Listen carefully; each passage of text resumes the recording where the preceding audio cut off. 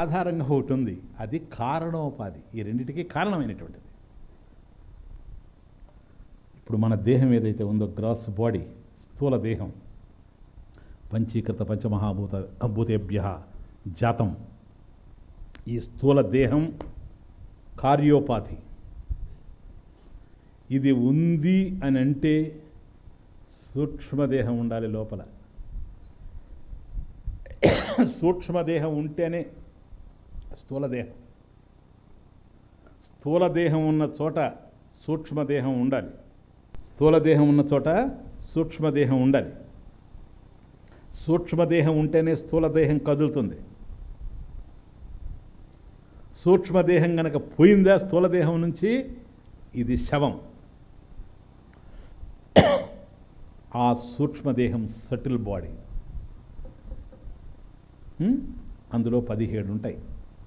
ఇది వస్తా తర్వాత చెప్తాను మీకు. ఊరికే ఈరోజు టచ్ చేస్తున్నా, మీరు తర్వాత శ్లోకాలు చూసుకొని వస్తారని.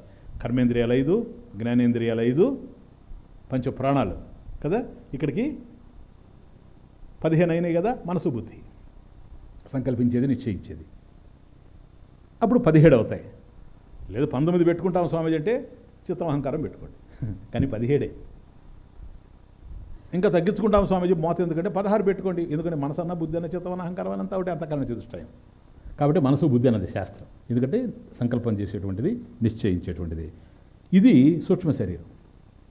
అందుకని చూడండి, ఒకవేళ పడిపోయినాడు అనుకోండి కదలకుండా మనిషి, డాక్టర్ దగ్గర పోయి మనం చెబితే, లేదా వీడిని డాక్టర్ దగ్గర తీసుకెళ్తే ఈ వ్యక్తిని ఏం చేస్తాడో తెలుసా? మొదట డాక్టర్ మనకు అర్థం కాదు ఉన్నాడా పోయాడు అనేది కూడా.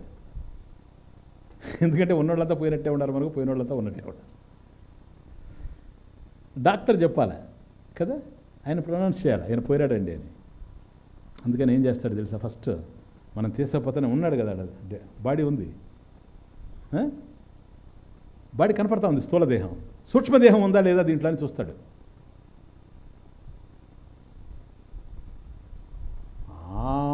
అది సూక్ష్మదేహానికి సంబంధించింది, స్థూలదేహం కాదు. స్థూలదేహం శవం ఉంది కదా ఇక్కడ.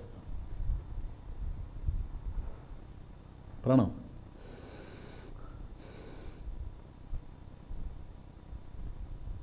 లప్ డప్ లప్ డప్ లప్ డప్.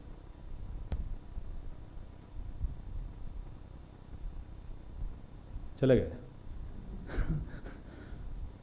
అర్థమవుతుంది ఇప్పుడు. అందుకని వచ్చి సో ఇక్కడ సూక్ష్మ శరీరం తెలిసిపోతుంది అసలు ఉందా లోపలిది లేదా. అందువల్ల స్థూలం నుండి స్థూలంతో సూక్ష్మం కలిసి ఉండేటప్పుడు మనిషి జీవిస్తూ ఉంటాడు. స్థూలం నుండి కనుక సూక్ష్మం విడిపడిపోయిందా పోయినాడని అర్థం. అప్పుడు కూడా దేహం ఉంది, స్థూలదేహం. ఎందుకు కదలడం లేదో తెలుసా? సూక్ష్మదేహం డిటాచ్ అయిపోయింది. సరేనా? ఇప్పుడు మనసుతో, బుద్ధితో, ప్రాణంతో, ఎందుకంటే ఇప్పుడు వస్తుంది కదా కార్తీక మాసం, ఇది అయిపోయిన తర్వాత ఆస్తమా ఉండేవాళ్ళంతా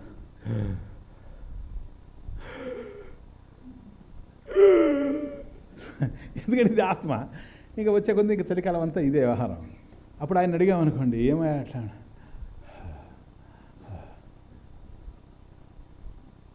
అడ్డం లేదు నాకు, అడ్డం లేదు నాకు, అడ్డం లేదు, ఏం అడ్డం లేదు. ఇది ప్రాణధర్మం. ఇదేంటిది? ప్రాణం. ప్రాణంతో తాదాత్మ్యం చెంది నేను ఆయాసపడుతున్నాను అంటాడు. ప్రాణం ఆయాసపడేది, నేను ఆయాసపడుతున్నా.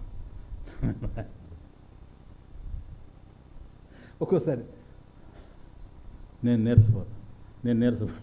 నీరసపడేది దేహం సార్, ఆయాసపడేది ప్రాణం, అల్లాడేది ఈ రెంటి మధ్యలో మనసు. ఇప్పుడు నువ్వు ఇంతకీ ఇదే అదే అదే అదే అర్థమే కాదు.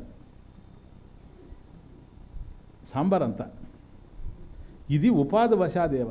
దుఃఖమంతా ఇక్కడ తయారయ్యేది మీకు. ఇప్పుడు నేను 11 శ్లోకాలు చెప్పాను కదా. 12వది స్థూలదేహం,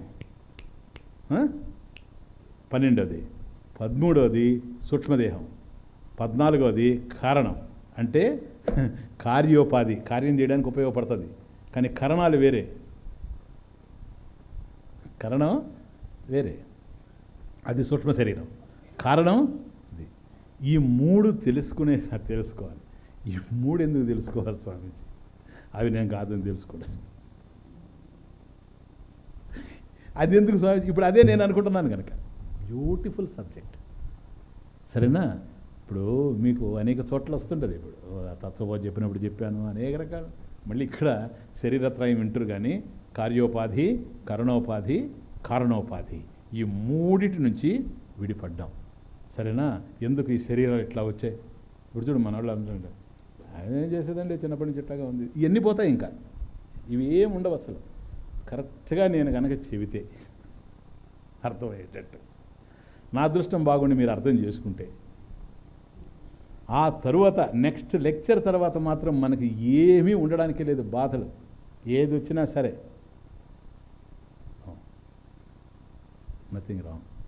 ఈవెన్ స్వామీజీ ఇది క్యాన్సర్ అని చెప్తే కూడా ఆల్ రైట్ అనే శక్తిని ఇస్తాయి ఈ 3 శ్లోకాలు. ఇంకా అక్కడి నుంచి నువ్వు ఆత్మని తెలుసుకోవడమే. శరీరత్రయానికన్నా అన్యం ఆత్మానం అవలోకయన్ అవధారయన్ అక్కడికి వచ్చేస్తుంది. చాలా అద్భుతంగా ఇప్పుడు తిరుగుతాయి ఈ స్థూల సూక్ష్మ కారణదేహాలు. కార్యోపాధిగా, కరణోపాధిగా, కారణోపాధిగా ఎట్లా తెలుస్తుంది. అందుకని ఇప్పుడు రమణ మహర్షి చెబుతుంది అన్నాడు కదా. రమణ మహర్షితో అందరు ఏడుస్తున్నారు, ఆయన పోతాడని ఆయన నవ్వుతున్నాడు, మామూలుగానే ఉన్నాడు అంతే. నడకరది పారడా, జరిగేది చూడరా. నడకరది పారడా, జరిగేది చూడరా. ఎందుకో తెలుసా? తన దేహం ఇప్పుడు కాదు. ఆ జ్ఞానం తనకుంది. తనకు దేహం కాదనేటువంటి జ్ఞానం తనకుంది.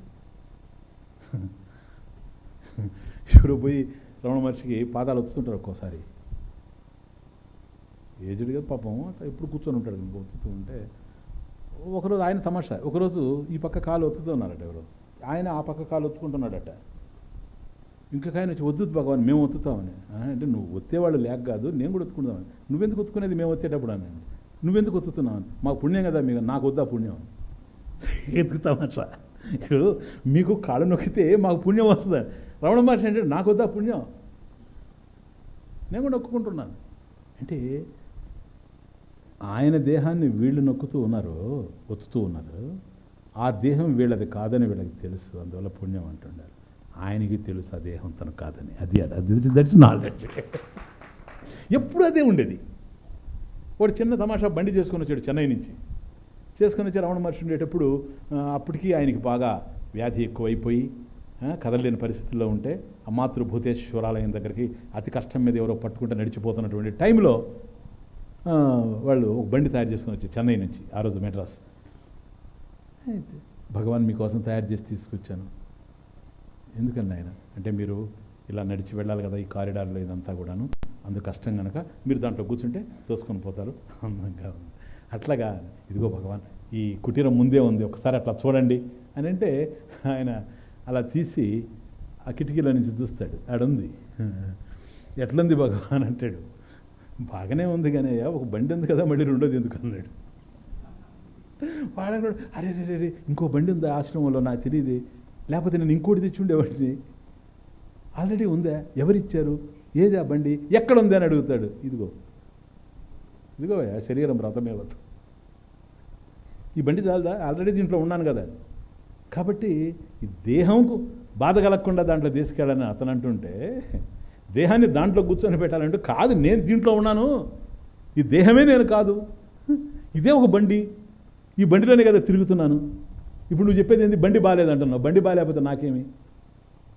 Driver is all right, only the equipment is faulty. Okay, that's knowledge.